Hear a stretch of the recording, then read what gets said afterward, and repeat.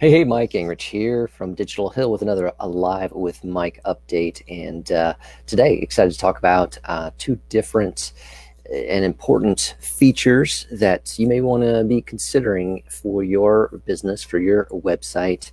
And, I always talk about this. Web continues to evolve, and you need to continue to take a look at what's out there, what you need to do, what opportunities there are, and how that can make a difference in there. So the first one is browser push notifications, okay?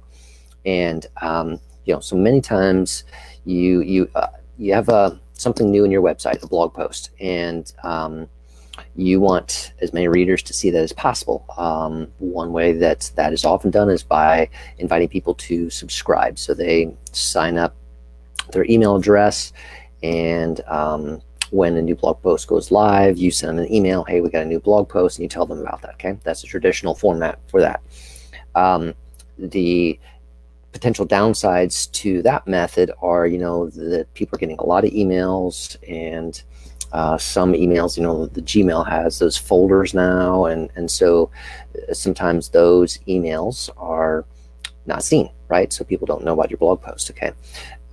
So one of the newer features that has come out is what's called a browser push notification. So obviously for the web, you use a web browser, Chrome, Firefox, Safari, that type of thing, and you type in a website in there. Okay, so now what a browser web push notification is that it's and you're starting to see these more. You've probably been alerted there's some kind of little box that comes up on a site, and it says, do you want to get notifications from this? And you can say yes, or no, that type of thing, and allow. And basically, if you allow that, then what happens is that in your browser, so on your as you're looking at your computer, and you're in that browser, if there was a new post that has been published, you get a little bar that comes up there and says, says the website, it says the title of it,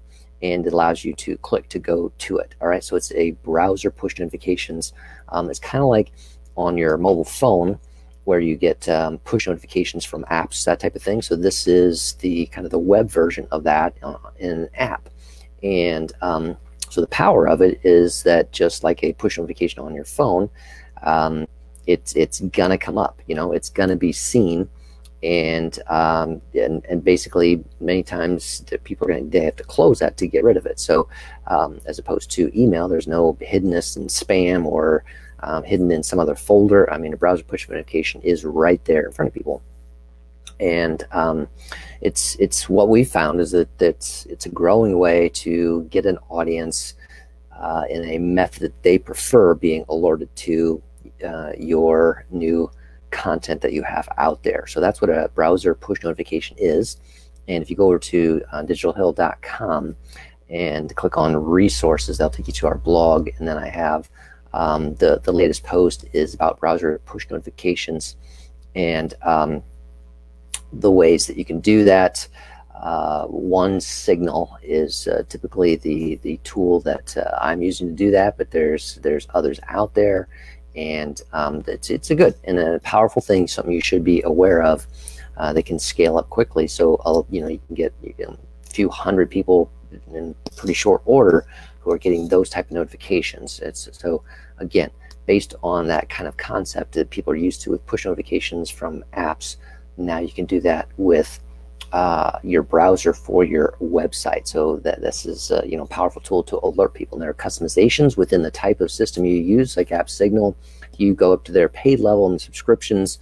You could send one specifically when you want to. You have a new product out, boom, you could send a push notification about that. So they allow some the ability to schedule, customize when those pieces are sent. Okay, that's the power of that one. The second one, again, is you need to be thinking about, how do I add more advanced tools to my website and take care of things, situations, whatever, so that I'm more efficient, more effective, and the customer's having a better experience. One of those with e-commerce pieces on a website is with shipping. You always want the customer to have the best possible shipping experience.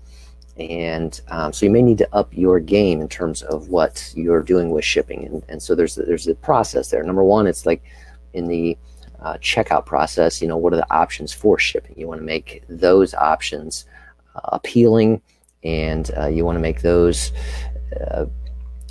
pieces, you want to give the type of turnaround things that they want. If they need, 1 day shipping, you want, some type of cost-effective shipping. So on the pre-purchase route, you want to make shipping options available, and then post-purchase, that's where it becomes even, significantly important for the person to have a good experience.